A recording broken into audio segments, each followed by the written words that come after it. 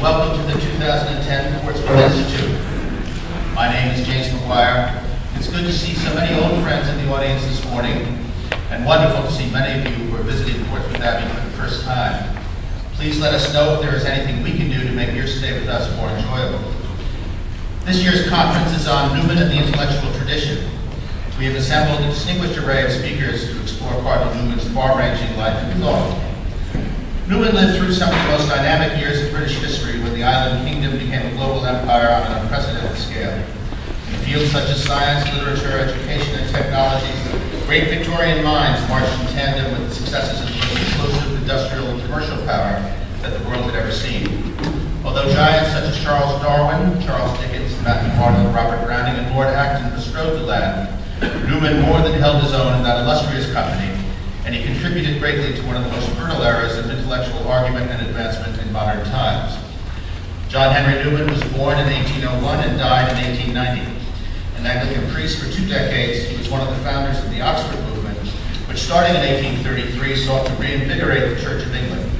In 1845, Newman left the Anglican Church to convert to Roman Catholicism, an exceedingly brave thing to do in 19th century Protestant England. He was ordained a priest in Rome in 1847.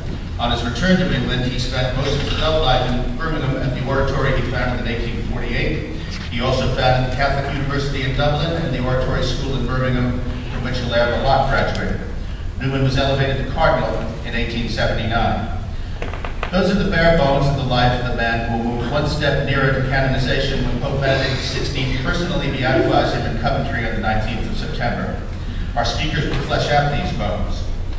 The connections of this abbey and school to Cardinal Newman are many and of long standing, as those of you who have seen the portrait of the great man in the Winter Garden might surmise. For many years that hung in the Manor House when it was the center of our campus.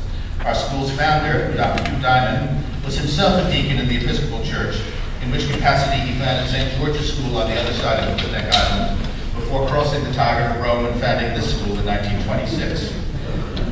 In 1933, in fact, he delivered a largely laudatory series of lectures on Newman and the Oxford movement in Newport and Providence, so we may borrow a phrase from Father Carr and describe his 2010 conference as Portsmouth Abbey's hermeneutic of continuity.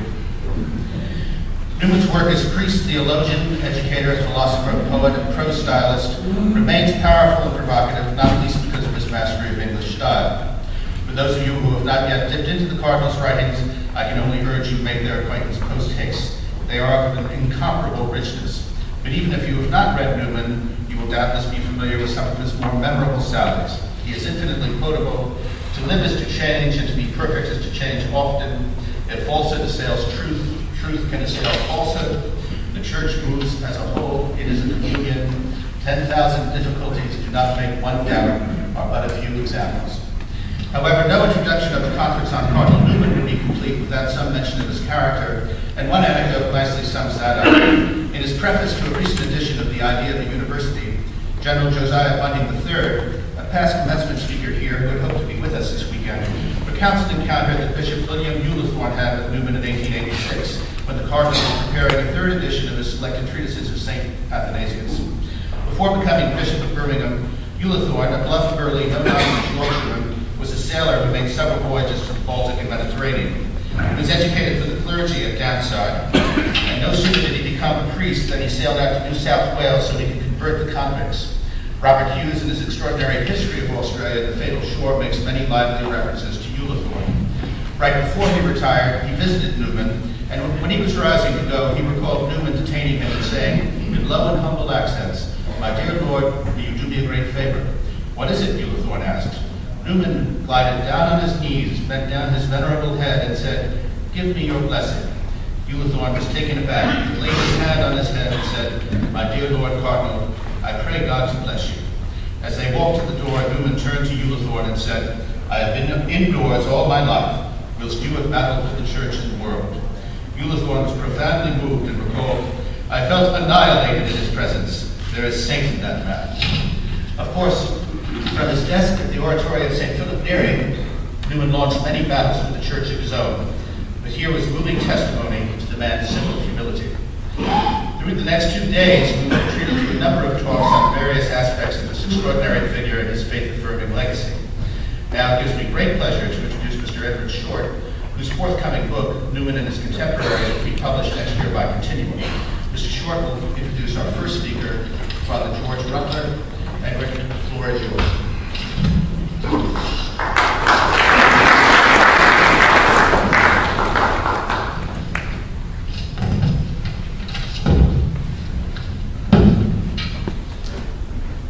David Jones, the Anglo-Welsh poet who converted to Rome after surviving the trenches, once said that it was the royal Welsh Fusiliers who impressed upon him the inclusiveness of the Roman Church.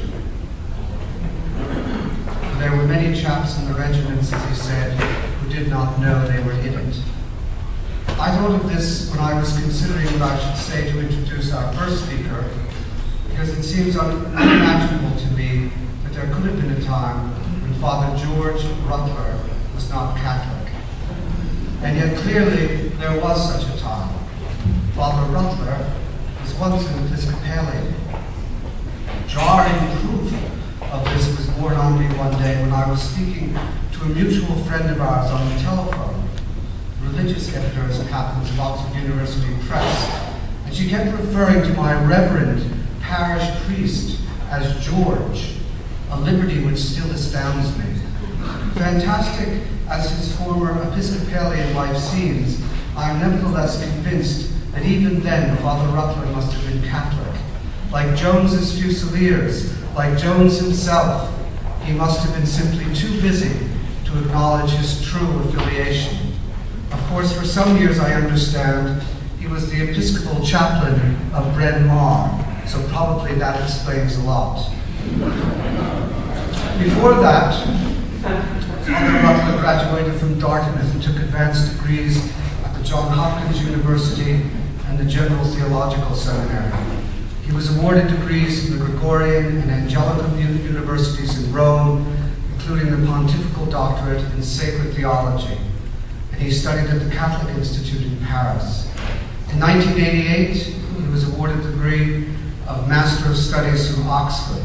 He converted in 1979 and was made pastor of Church of Our Savior in 2001, after serving as assistant pastor at St. Joseph's in Bronxville and Our Lady of Victory and St. Agnes in Manhattan.